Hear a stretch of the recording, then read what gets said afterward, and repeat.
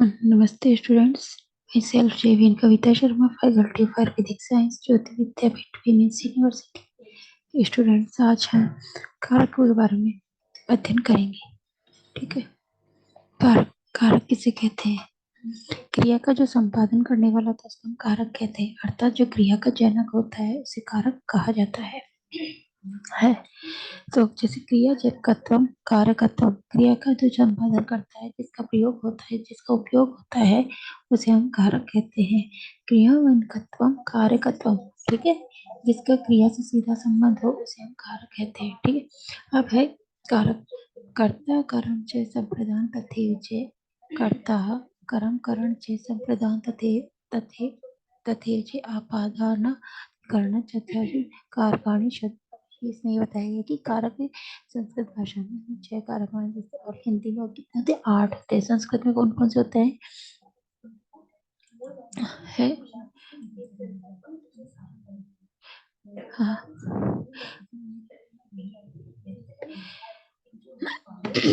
इसमें है अक्षरम नश्यति इत्यक्षरम पदम सुत्यंतम पदम कर्मकर्ता वर्णनम समूहे पदम वाक्यम एक तिंग वाक्य अथवा कार्मित क्रिया वाक्य कारकई निमित्तम कारकत्वम, अर्थात जो क्रिया का संपादन करने वाला होता है उसे हम क्या कहते हैं? कारक कहते हैं। ठीक है। क्रिया अन्वय संबंधी इति, क्रिया से संबंधी अस्ति, क्रिया का सीधा संबंध कारक से होता है। ठीक है। अब इसी तरीके से बताया कि कर्ता कर्म करण संप्रदान अपादान और अधिकरण। ठीक है। कर्ता में क्या होती है? हमेशा प्रथम व्यक्ति होती है। जैसे कर्ता क्या होता है? स्वतंत्र कर्ता होता है। ठीक है। और कर्म कर्तृ रूप से तनम करते हैं, जो कर्म होता है। कर्म से देव साधक तनम करना। ठीक है। संप्रदान को के लिए कर्मणा यम प्रेति संप्रदान अपादान पंचमी, अपादान पचे ध्रुव पाए अपादान अधिकरण सप्तमी अध्यारो अधिकरण। अब जैसे है इस चित्र में देख रहे हैं, अक्षरम न श्रूयते इति अक्षरम पदम शुक्त्यंत पदम कर्म वर्ता वर्णनम समूहे पदम वाक्यम एक तिंग वाक्यम अथवा कार नीत्वा क्रिया वाक्ये कारकम क्रियान्वयित्वं कारत्वम् अन्वय संबंधे इति, क्रिया सह संबंधे अस्ति अस्य तत्कारणं कारकाणि षट् सन्ति। कारक कितने से? 6 होते हैं।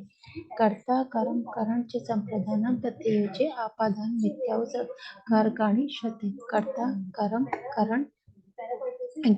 करण संप्रदान अपादान अधिकरण च, है ना। तो क्या है? ये 6 कारक होते हैं। संबंधी कारक न गणयति, संबंधी जो कारक है वो नहीं होते। गणयति ये तो ही, अर्थात इसकी गिनती नहीं होती।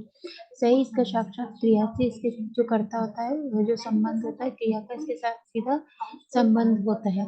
फिर आगे पाचक पचती, अत्र पाचक कर्ता पाचन क्रियायाम अन्वेति आते हैं, कारक संज्ञा धारयति। राम स्पृशति अत्र यो स्पर्श नश्यति, स्पर्श क्रियायाम अन्वेति च कारक संज्ञा, जो स्पर्श करके काम स्पर्श देती है। गाय को ये अपना काम क्या करे? गाय को धोने का कार्य कर रहा है, तो स्पर्शनम क्रियायाम करोति। ठीक है। अब परशुनाम छिद्यति, अत्र परशु कर्णम छेदन क्रियायाम अन्वेति अतः कारकम संज्ञम च धारयति, फलायाम फलं ददाति, अत्र बाल संप्रादनम दान क्रियायाम अन्वेति अतः कारक संज्ञा धारयति। फिर है प्रसाद पतति, अत्र प्रसादम अपादान पतन क्रियायाम अन्वेति अस्य कारक संज्ञा धारयति। पीठे पीठे उपविशति, अत्र पीठम उपवेशन क्रियायाम अन्वेति, अत्र कारक संज्ञा धारयति। कर्तु क्रियायाम साक्षात् अन्वेति, अन्यानि कार्याणि तु परम्परया क्रियाम् अन्वेतुं प्राप्नुवन्ति। अर्थात जैसे पाचक पचती, पाचक कौन करता है और पचती क्या क्रिया, वो क्या क्रिया करे? पाचन क्रिया है अन्वेति, इसमें तो कारक संज्ञा है। ठीक है। इसके गाम स्पृशति, गाम क्या है? गो को, गाम का अर्थ है यहाँ पे गो से, तो इसका स्पृशन क्रिया अन्वेति अत्र के कारक धारयति। ठीक है। फिर है आगे का केन कस्मै कस्मात् कुत्र ददाति इति प्रश्ने अयोध्या राजा गांव अस्तेन विप्राय गोष्ठात गंगा तीरे ददाति, अर्थात जो राजा गांव है अस्तेन विप्राय गोष्ठात गंगा तीरे ददाति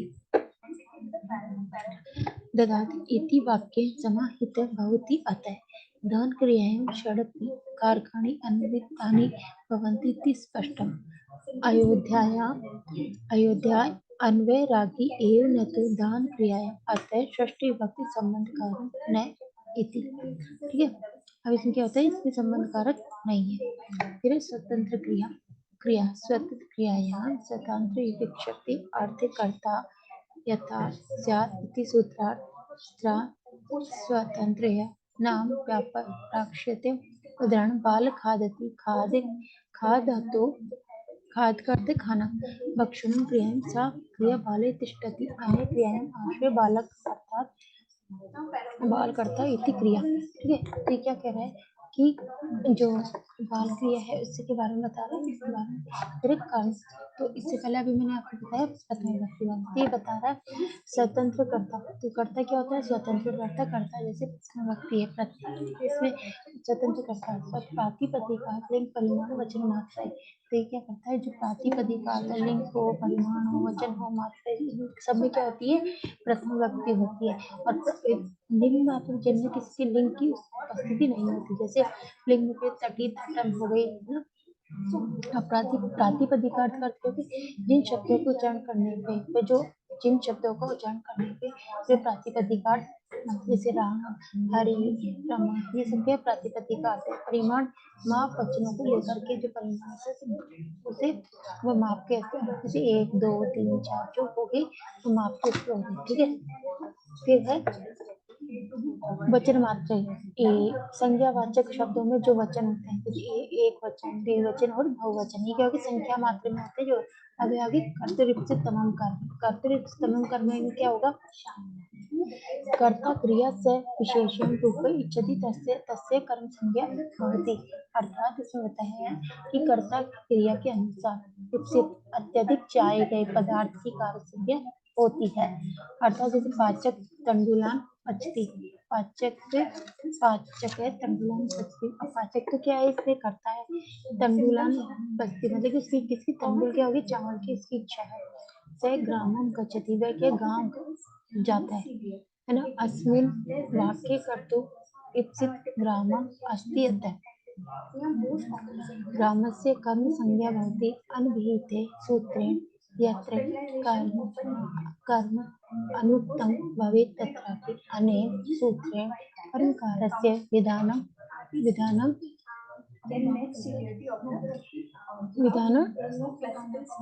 अभवत्। फिर है, अब जैसे कर्म संज्ञा के साथ साथ में है कि कर्म संज्ञा क्या होता है, कर्म संज्ञा कर्म कारक कौन सा होता है, द्वितीय कारक होता है। इसमें कौन सी विभक्ति, द्वितीय विभक्ति होती है। जैसे कर्म में द्वितीय, आप अनुक्त कर्म और कर्म में अर्थ न होकर के द्वितीय होते हैं, अब में द्वितीय विभक्ति होती है, अर्थात कर्म कार्य में द्वितीय विभक्ति होती है। जैसे उपपद किसी विशेष पद के योग में का विशेष पद के योग में होने वाली विभक्ति वो क्या होती है, उपपद विभक्ति होती है। अब साधक तमाम कर्म, साधक तमाम कर्म क्या होगा कि साधक क्रिया सिद्ध प्रकृष्ट कारण सर्वाधिक सहायकम कारण करण संज्ञा स्यात् होता है ना, अनुक्त। अब क्रिया को सिद्ध करने में, अर्थात क्रिया को सिद्ध करने में जिसका प्रयोग सबसे ज्यादा, जिस विभक्ति का प्रयोग कर जाते हैं, करण कारक का प्रयोग किया जाता है, ये अत्यंत उपकारक कहलाता है। ठीक है, साधक समूह कर्ण क्रिया सिद्ध प्रकोष्ठम कारकम सर्वाधिक सहायक। क्रिया सिद्ध क्रिया को सिद्ध करने में सर्वाधिक सहायक कारक कौन सा कहा जाता है, करण कारक कहलाता है। ठीक है, उदाहरण रामेण बाणेन हतो बाली, राम के हाथों राम ने बाली को मारा। अस्मिन् वाक्ये हनन क्रियायां कर्तुं सर्वाधिक सहायकम बाणम अस्ति, बाणस्य करण संज्ञा स्यात्। अब बाण में क्या है, इसमें करण संज्ञा होगी, तो करण संज्ञा कौन से, करण कारक कौन सा है, कर्ता ने को है ना, तो करण कारक कर से, इसके अंदर से क्या होगा, से कर्म कारक बोधक है। रावण ने बाण से, है ना। इसी तरीके से है आगे,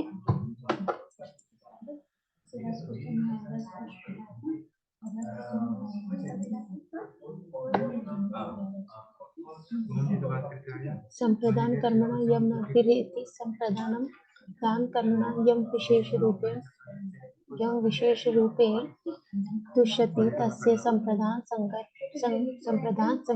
भवति क्रियायां यम विप्रेति सो अपि संप्रदान अनेन कार्तिकेन कर्ता क्रिया द्वारा जो यस्य विशेषण रूपे उन्मुखी भवति तस्यापि संप्रदान संज्ञा भवति इति, मतलब कि जिसमें यम विप्रेति सो अपि संप्रदान होती है, जिसमें संप्रदान संज्ञा होती है।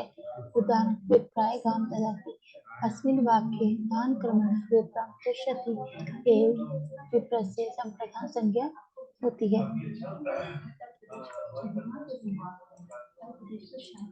फिर अपादान कारक दूरमें अपादान आपस्य पार्थक्यस्य अवस्थानां दूरस्य अचलं अपादान संज्ञा भवति।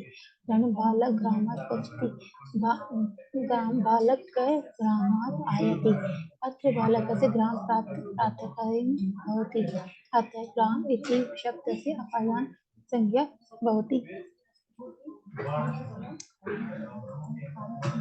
अधिकरण आधारो अधिकरण कर्ता कर्मणा च विद्यमान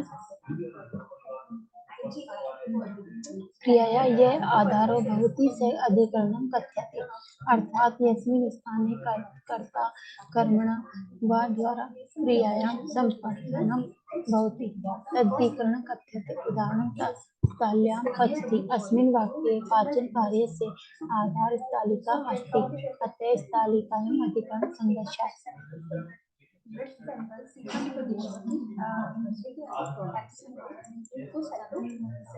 फिर है आधारवादी। तो मैंने आपको अभी तक कि इसके सूत्रों के बारे में अभी सूक्ष्म परिचय वैसे हो देती हूँ कि क्या होता है कि जो क्रिया का जो जनक होता है इसे क्या कहते हैं, कारक कहते हैं। कारक क्रिया के जनक को हम कारक कहते हैं, ठीक है। अब कारक क्या होता है, कारक क्या होता है, स्वतंत्र कर्ता होता है, ठीक है। इसमें क्या होती है, प्रथम विभक्ति होती है, प्रथम विभक्ति होती है। प्रथम विभक्ति होती है कि जैसे जिस तरीके से हम आप कारक का क्या करेंगे, जैसे कारक को संस्कृत में वो भी कहते हैं, विभक्त्यार्थ भी कहते हैं।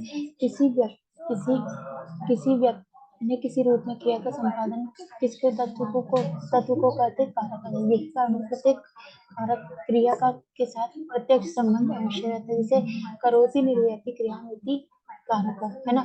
अब जैसे कारक में देखा जाए तो क्या देखा जाता है कि जैसे जिस तरीके से कर्ता कर्म कर्म च संप्रदान तथैव च आपादन इत्यादि कारकाणि शब्द के संबंध कारक संबोधन में हिंदी में संस्कृत कारक, हाँ, संबंध कारण और संबोधन कारक हिंदी भाषा में होता है, ठीक है।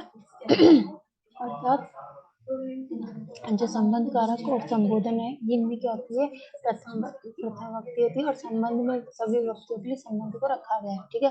संबोधन को कर्ता ही का होता है क्योंकि इसका क्रिया का सीधा संबंध किसे होता है, कर्ता से होता है, ठीक है। जैसे राम ने पुस्तक पढ़ी, अब राम पुस्तक पढ़ता है तो राम से क्या कर रहा है, क्रिया से पढ़ने का कार्य कर रहा है, ठीक है। अब तो संस्कृत भाषा में 6 प्रकार के कारक बताए गए हैं, ठीक है। अब इस कारक की परिभाषा है विभक्ति कितनी होती है, 7 होती है। कौन कौन सी होती है, प्रथमा द्वितीया तृतीया चतुर्थी पंचमी षष्ठी सप्तमी, है ना। ये कहती 7 विभक्तियां होती है, ठीक है। तो अब विभक्ति का अर्थ है, विभक्ति का शाब्दिक अर्थ है विभक्ति होने की क्रिया का भाव, ठीक है। विभक्ति का अर्थ विभाग के बाद व्याकरण के संबंध संज्ञा सर्वनाम तथा विशेष में आगे लगा हुआ ये प्रत्यय या चिन्ह विभक्ति कहलाता है, जिससे पता लग जाता है कि उस शब्द की क्रियापद से क्या संबंध है, ठीक है। जैसे कर्ता में प्रथम विभक्ति होती है तो इसमें स्वतंत्र कर्ता है, ठीक है। उसी तरीके से कारक के भेद, कारक के भेद विभक्ति उनके भेद। अगर प्रथम विभक्ति कर्ता ने क्या होगा, क्रिया जिसकी स्वतंत्रता मानी जाए यह कर्ता कारक होता है। कर्ता के प्रथम विभक्ति होती जैसे प्रवर पठती, प्रवर में प्रथम विभक्ति लगने के कारण प्रवर बना है। प्रातिपदिकार जिस तरीके से प्रतिपदिकार लिंग परिमाण वचन मात्रा जो है इसमें जो क्रिया, ठीक है, प्रथम मात्रा में अपेक्षा में प्रथम विभक्ति होती है। इसी तरीके से है द्वितीय विभक्ति में कर्म कारक को, कर्तान्य कर्म को। तो इसमें ये है कि कर्तव्य से तमम कर्म है, तो इसमें क्या होगा, इसमें ये है तो कर्म की अत्यंत इच्छा से जिस कार्य को करने में से कर्म कारक कहते हैं, इसमें द्वितीय विभक्ति थी जिसमें कर्म कर्म ही द्वितीय। अंशु फलम खादती, अब अंशु क्या है, फल खाती है। फलम खादती, क्या क्रिया क्या कर रही है, फल खाने की क्रिया कर रही है। रमेश संस्कृत पढ़ती है ना, तो क्या करेगी कि ये रमेश संस्कृत पढ़ती है। रमेश क्या करता है, संस्कृत पढ़ता है। क्रिया क्या कर रहा है, वो पढ़ने की कर रहा है। ठीक है, अयम बालम पाल ओदरम भूनते, ये ये बालम चावल पकाता है। ठीक है। ब्राह्मण परित रक्षा होगी, परित के अर्थ में क्या होगा, चारों ओर, परित का अर्थ है तो गांव के चारों ओर क्या है, वृक्ष है। ठीक है, विद्यालय अमिता परिता संति, विद्यालय के दोनों ओर पहाड़ है। ठीक है, अभिता पर्वता संति, मतलब कि बालों के दोनों ओर पहाड़ है। ठीक है, मम गृह उपयच, मतलब कि मेरे घर के दोनों ओर वृक्ष। अब इसी तरीके से तृतीय विभक्ति राम वाणे हाथों वाली, राम ने वाण से रावण को मारा। साधक तम क्रिया, क्रिया संप्रदान करने में जो साधन का काम करे वह कारक कहलाता है, वह करण कारक कहलाता है। जैसे कलमें लिखती, तो क्या किससे लिख रहा है, कलम से लिख रहा है। ठीक है, रामेण रावण हत, रावण से मारा। अब चतुर्थी विभक्ति, संप्रदान में चतुर्थी विभक्ति होती है। ठीक है, तो फिर है आगे षष्ठी विभक्ति। अब षष्ठी विभक्ति में क्या होगा, संबंध में संस्कृत से को कारक नहीं मान, संबंध को संस्कृत भाषा में कारक नहीं माना है। ठीक है, तो क्योंकि इसका कारण ये है कि क्रिया से इसका क्या होता है कि इसका साक्षात संबंध होता है, इसलिए ना इसको कारक नहीं माना जाता है। ठीक है। फिर है अधिकरण। अधिकरण क्या है, अधिकरण को वैसे सप्तम विभक्ति जो छात्र विद्यालय पठन्ति, छात्र विद्यालय पठती है ना। उसके बाद में छात्र जब विद्यालय पढ़ लेगा, उसके बाद में आप क्या करोगे कि वो करके और आप वो कर सकते हो। तो थैंक यू, आज अपन ने उसके बारे में अध्ययन किया। ठीक है, oxygen general section cough syrup